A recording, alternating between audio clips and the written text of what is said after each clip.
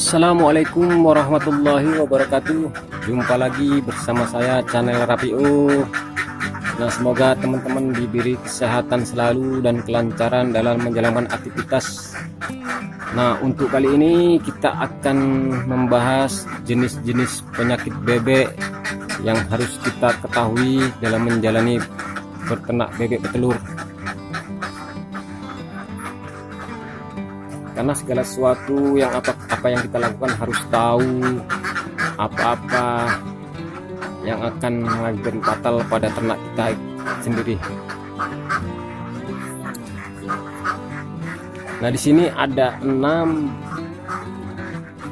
jenis penyakit bebek telur dan penyebabnya. Mungkin diantaranya itu sering terjadi pada bebek petelur kita. Mana tahu kita nggak mengetahui, yaitu yang pertama bebek mata biru. Nah, pada masa itu ada musimnya itu bebek mata biru. Jadi posisi orang-orang pada beternak bebek kecil, yaitu dari DOD di persawahan, yaitu hampir menyeluruh ya terserang bebek yaitu kena mata biru.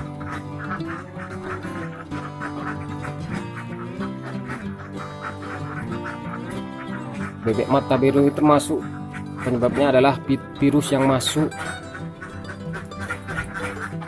istilahnya di dalam paru-paru menuju ke otak, mengakibatkan mata bebek tersebut membiru.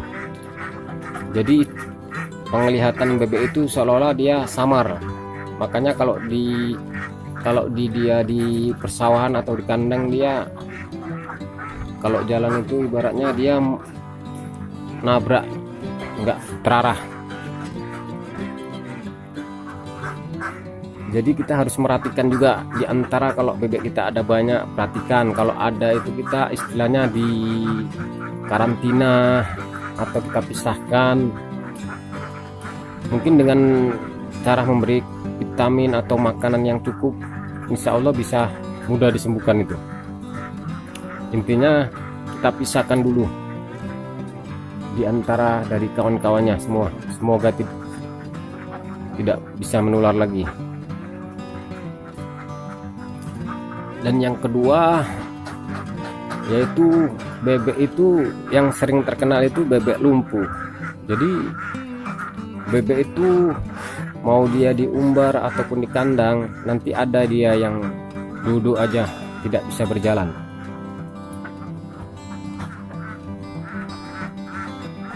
Yang jelas inti dari bebek lumpuh ini yang umum, dia kalau misalnya bebek di angon, dia ibaratnya dia makan bangkai dari hewan-hewan liar, mau dia burung, mau dia ayam, yang penting dia yang berbau bangkai lah, busuk, itulah mengakibatkan bebek itu lumpuh. Jadi kalau bebek lumpuh itu kadang nasib-nasiban juga, bisa diobati tergantung dia parah enggaknya.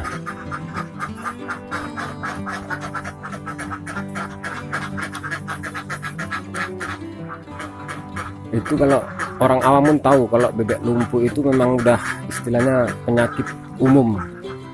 Makanya kalau bebek di angon sama di kandang, untuk masalah kelumpuhan itu lebih besar bebek di angon, karena posisi di area luas kita nggak bisa mengontrol mana-mana di sana ada bangkai enggaknya. Kalau bebek kandang itu hitungannya dia, kita tahu tiap hari kita selusuri mana lokasi yang bersih.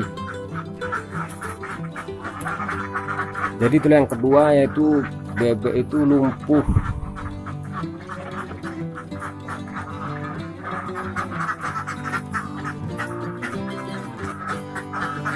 Nah, untuk yang ketiga tetelo, atau dia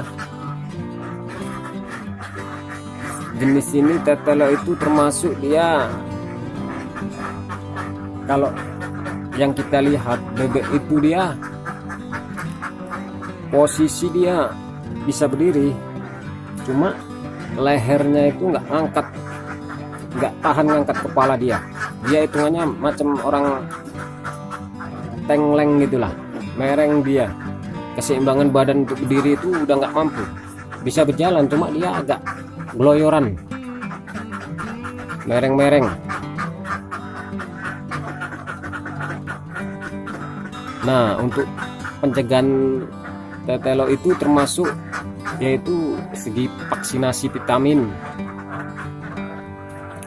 ataupun perawatan khusus.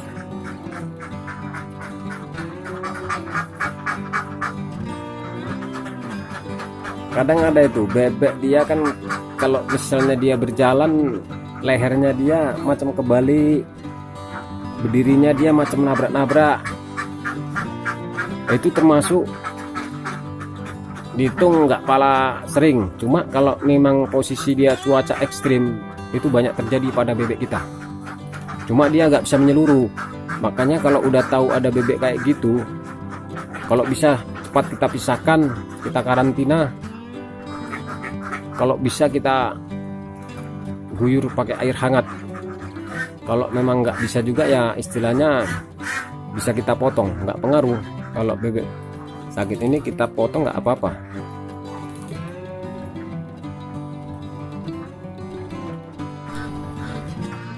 Nah, jadi yang keempat, mikosis. Mikosis ini mempunyai gejala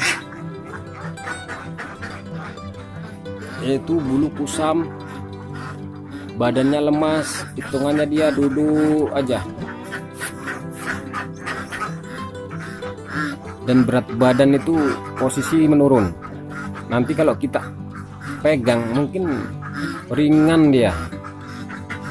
Biasanya ukuran standar dia 1 kilo 2 on, mungkin ini bisa turun 2 kali lipat menjadi 6 on. Dia badannya seperti habis tinggal bulu. Dan penyebabnya mungkin itu, kita kan sering sih ngasih makan, kadang kan ada nasi-nasi lebih yang udah basi. Nah, itu bisa berakibat fatal, menyebabkan penyakit mikosis.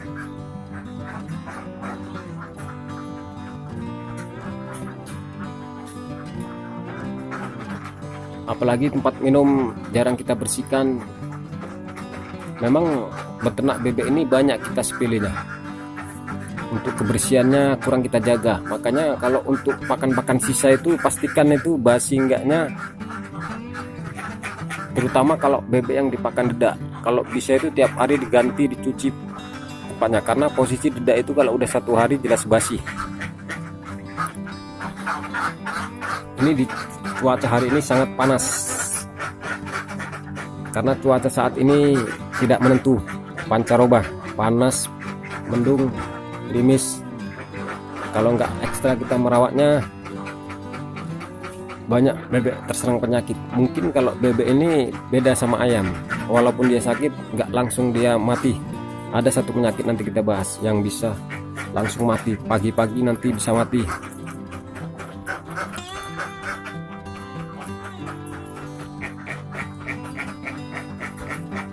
Nah, yang kelima, nah ini memang jarang kita dengar ya. Nah, ini botulism. Botulism ya, tulisannya BOTULISM. Gejalanya ini memang penyakit bebek ini beda-beda tipis. Cuma kan nanti kadar kematiannya yang kita nggak tahu. Penyakit ini kadar kematiannya 7%. Nah, ini gejala kejang-kejang. Dan ini posisi yang saya bilang tadi, ini yang matinya bisa tiba-tiba. Makanya kalau kita misalnya nanti bangun tidur tengok bebek ada mati, mungkin itu dia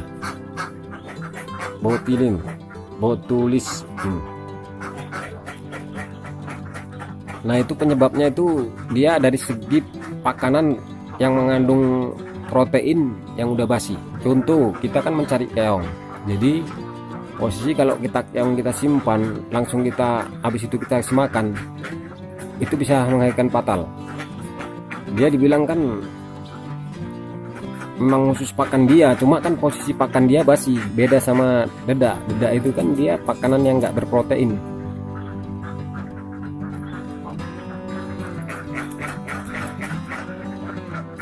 Makanya perhatian dalam beternak bebek ini nggak perlu kita sepelekan, harus kita betul-betul perhatikan.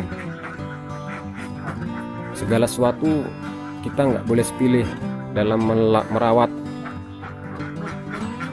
Perhatian apa saja penyakit-penyakit bebek harus kita ketahui, karena bebek yang nafsunya makan kurang itu jelas mengandung virus ataupun penyakit.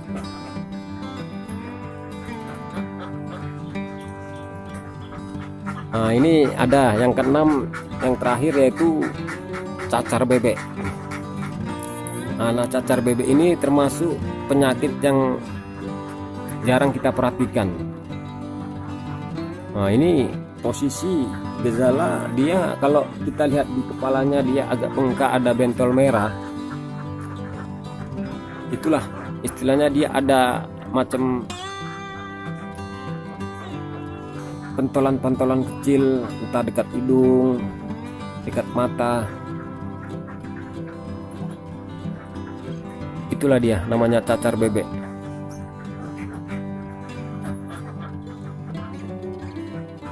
Nah, itu menyebabkan nafsu makan bebek menurun. Mungkin waktu itu pernah kan saya berternak bebek 100 ekor.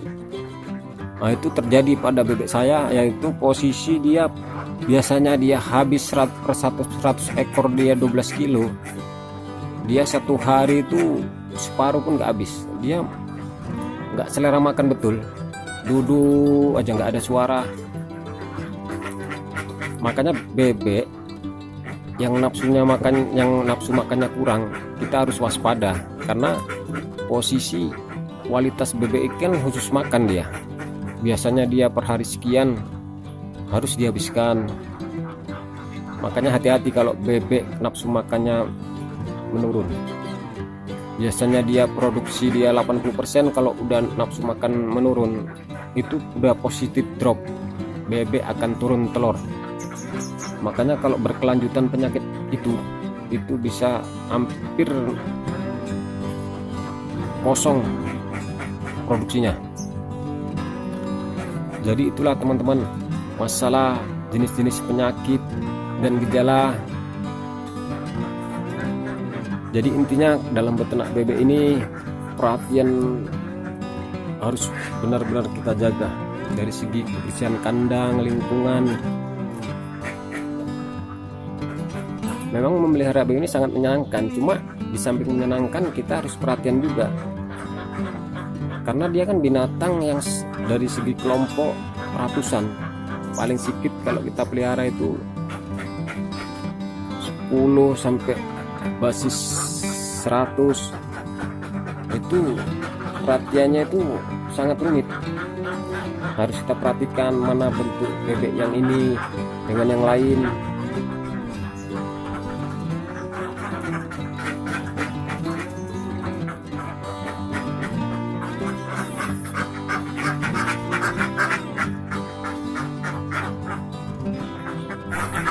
Oke, jadi cukup sekian saja video kita kali ini. Semoga bermanfaat dan semoga teman-teman dapat terinspirasi untuk menjalankan aktivitas maupun beternak apapun. Makanya kalau kita beternak itu perhatian kepada ternak kita harus betul-betul kita perhatikan, menjaga kondisi perekonomian kita supaya bisa membantu. Oke, saya sudahi dengan wabillahi taufik wal hidayah. Assalamualaikum warahmatullahi wabarakatuh.